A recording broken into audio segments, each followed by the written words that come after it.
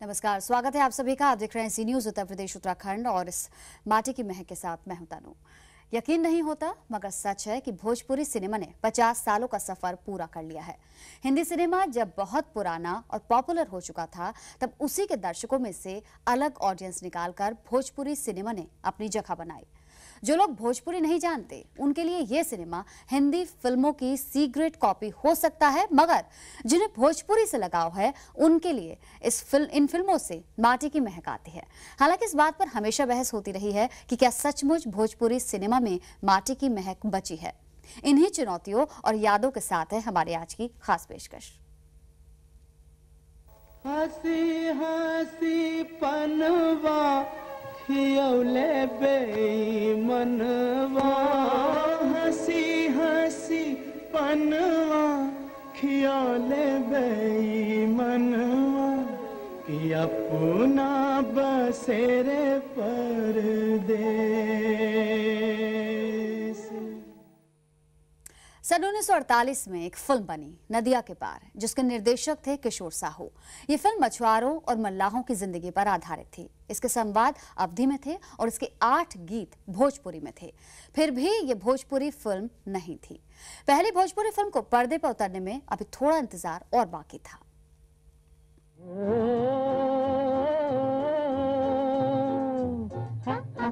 Hindi cinema में भोजपुरी तब भी थी जब भोजपुरी का अपना अलग सिनेमा एक सपने से ज्यादा कुछ भी नहीं था।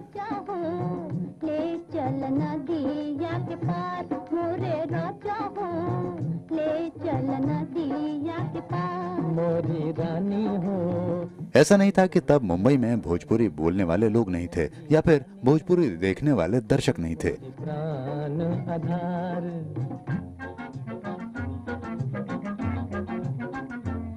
मगर एक हिंदी फिल्म में भोजपुरी का इस्तेमाल करना और बात थी, और पूरी की पूरी फिल्म भोजपुरी में बना देना और बात।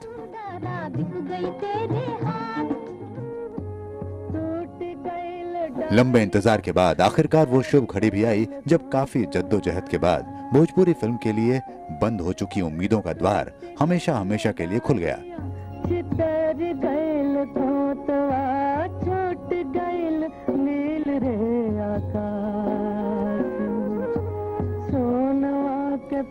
पहली भोजपुरी फिल्म गंगा मैया तोहे पियरी चढ़ाइबो के गीत पूर्वोत्तर भारत के गांव-गांव में गूंजने लगे।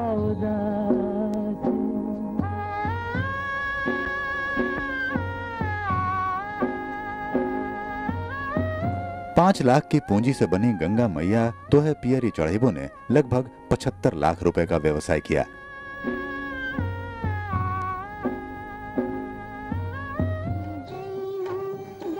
इसके बाद आई विदेशिया और फिर लागी नाही छूटे राम। भोजपुरी सिनेमा की ये पहली 3 फिल्में हर लिहाज से हिंदी फिल्मों को टक्कर देने वाली थीं। कहानी में माटी की महक थी, गानों में माटी की मिठास थी और एक्टिंग में भोजपुरी नहीं बोलने वाले कलाकारों ने भी कड़ी मेहनत से जान डाल दी थी। लेकिन इस अच्छी शुरुआत को भोजपुरी सिनेमा ज्यादा आगे नहीं ले जा पाया।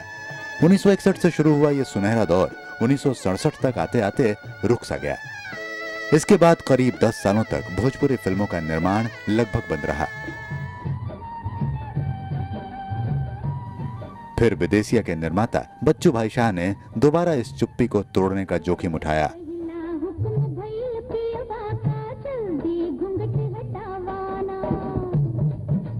उन्होंने सुजीत कुमार को लेकर दंगल का निर्माण किया। ये भोजपुरी सिनेमा के इतिहास में पहली रंगीन फिल्म थी। नदीम श्रवण के मधुर संगीत से सजी दंगल ने जमकर बिजनेस भी किया।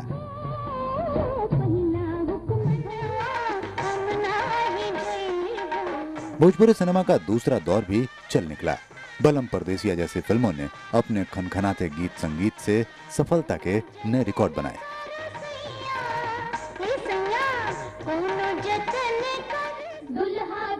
जब भोजपुरी फिल्में पैसा कमाने लगी तो सिनेमा के इस नए तिलिस्मी आकाश में निर्माता अशोक चंद्र जैन उभरकर सामने आए।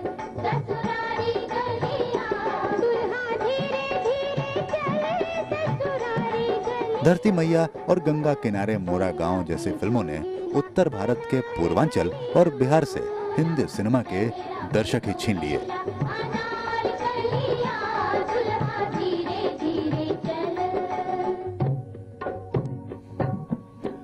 भोजपुरी सिनेमा का यह दूसरा दौर भी कुछ अच्छी फिल्मों के बाद दम तोड़ने लगा।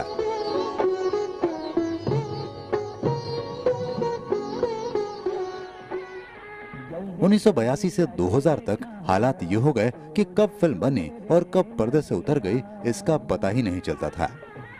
शायद भोजपुरी सिनेमा के इसी 2 जन्मों ने तीसरे दौर के भोजपुरी सिनेमा को रास्ते से भटकने पर मजबूर कर दिया। तीसरे दौर की भोजपुरी फिल्मों ने सिनेमा में कमाई को ही अपना लक्ष्य बनाकर अपना चेहरा इतना फूहड़ बना लिया कि 50 साल पूरे होने के बावजूद ऐसा लग रहा है जैसे भोजपुरी सिनेमा वापस अपने बचपने से उबर नहीं पाया है। हालांकि हर अच्छा या बुरा दौर कभी न कभी खत्म होता ही है। निखिल आनंद गिरी, जी न्यूज, उत्तर प्रदेश। और भोजपुरी सिनेमा के इसी सफर पर बातचीत करने के लिए हमारे साथ स्टूडियो में मौजूद हैं फिल्म समीक्षक मनोज भावुक। मनोज जी, बहुत स्वागत है आपका हमारे इस कार्यक्रम में। जी प्रणाम, और जी न्यूज के दर्शकों को भी मेरा प्रणाम। मनोज जी, सबसे पहले तो सवाल यही है कि 50 साल के सफर की हम बात कर रहे हैं, कैसे शुरुआत हुई और कहां तक ये पहुंचा, ये हमने रिपोर्ट में देखा, लेकिन आपके जरिए हम जानना चाहेंगे कि इसमें अहम पड़ाव कौन कौन से रहे, कौन सी जगह ऐसी रही जब बदलाव हुआ और एक नया सिनेमा दिखा।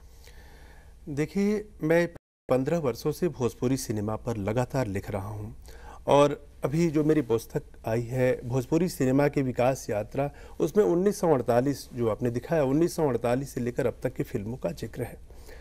1948 में जो नदिया के पार फिल्म आई थी वो हिंदी फिल्म थी, छत्तीसगढ़ी में संवाद थे और 8 गाने थे, 8 गाने भोजपुरी में थे। वह एक ऐसा समझे कि उस समय भोजपुरी में बात करना ही बड़ा, वहाँ पर मुंबई में भोजपुरी वालों की स्थिति बड़ी विचित्र थी, बात करना ही बड़ा साहसिक कदम था। और उस समय उन 8 गाने आए और वो इतनी हिट हुई कि उस समय के निर्माताओं को ये लगा कि छौंक की तरह भोजपुरी का इस्तेमाल किया जाए तो फिल्में हिट हो सकती हैं। उसके बाद कई फिल्में ऐसी आईं कि भोजपुरी का इस्तेमाल सिर्फ छौंक लगाने के लिए, मसालेदार बनाने के लिए फिल्मों को किया जाने लगा और फिल्में हिट होने लगी। 61 में बात हुई कि पहली फिल्म आई गंगा मिया तोहे पियरी चढ़ीबो, और वह फिल्म इतनी सफल रही कि एक जुमला निकल पड़ा था उस समय कि बनारस में वो फिल्म लगी थी। अभी जो 50 साल की हम बात कर रहे हैं, ये 50वें साल की शुरुआत है।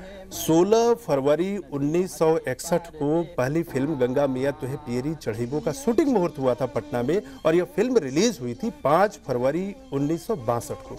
ये 50वां साल, इस 50वें साल की शुरुआत हुई है और अगले साल 50 साल पूरा हो जाएगा 5 फरवरी को। तो उस समय एक जुमला निकला था कि गंगा नहा, विश्वनाथ जी के दर्शन कर, आ गंगा मैया तोहे पियरी चढ़ीबो देख के तब घरे जा। इतनी सुपर डुपर हिट फिल्में हुई थी। तो मैं बता रहा हूँ कि उस समय 3 फिल्में लगातार सुपर डुपर हिट हुई, गंगा मैया तोहे पियरी चढ़ीबो, लागी नाई छूटे राम और विदेशिया। और इससे प्रभावित होकर एक बाढ़ सा, एक सैलाब, एक तूफान सा आया। और आपको पता है कि जब बाढ़ आता है तो उसमें कचड़े, बहुत सारी चीजों का बहाव शुरू हो जाता है। उसमें ऐसे लोग आए इस फिल्म इंडस्ट्री में भोजपुरी कि जिनको भोजपुरी का ABCD नहीं। बिल्कुल, और मनोज जी शायद ये वही दौर था जब बांग्ला में भी फिल्में बन रही थी बंगाली भाषा में, उधर साउथ की भी फिल्में एक तरीके से इवॉल्व हो रही थी, लेकिन खास तौर पे भोजपुरी फिल्में, ये भोजपुरी सिनेमा कहीं भटक गया। ऐसा भोजपुरी सिनेमा के साथ ही क्यों हुआ? वही मैं बता रहा हूँ कि इसमें क्या हुआ। भोजपुरी के साथ ये हुआ कि भोजपुरी अभी भी, भोजपुरी को सरकारी भाषा की मान्यता नहीं मिली है, तो लोग एक बोली समझते थे। उसमें क्या हुआ कि लोगों ने ये समझ लिया कि कई हिंदी की जो बोलियां हैं उनका खिचड़ी है भोजपुरी, जिसे भोजपुरी का ज्ञान नहीं था। जो सिगरेट की जो हिंदी में नहीं चलने वाले निर्देशक थे वो आ गए भोजपुरी में। जिनको भोजपुरी का भाषा का ज्ञान नहीं था वो उसमें गीत लिखने में कोशिश करने लगे। ऐसा एक दौर है, उनको समझ में ये आया कि भोजपुरी सोने का अंडा देने वाली मुर्गी है और सोने के अंडा के चक्कर में वो मुर्गी को ही हलाल करने लगे। ऐसे लोगों का एक काफिला तैयार हुआ जो भोजपुरी की आत्मा के साथ, जो आपका कार्यक्रम है माटी की महक, क्रिएटिविटी से ज्यादा से बिजनेस में कन्वर्ट कर दिया, और शायद यही वजह रही कि कहीं ना कहीं ये भटका। आप बने रहे मनोज जी हमारे साथ, आपके पास हम दोबारा लौटेंगे और फिलहाल रुक रहे हैं एक छोटे से ब्रेक के लिए। हंसी हंसी पनवा खियौले बेईमनवा, हंसी हंसी पनवा खियौले बेईमनवा, कि अपना बसेरे परदेसिया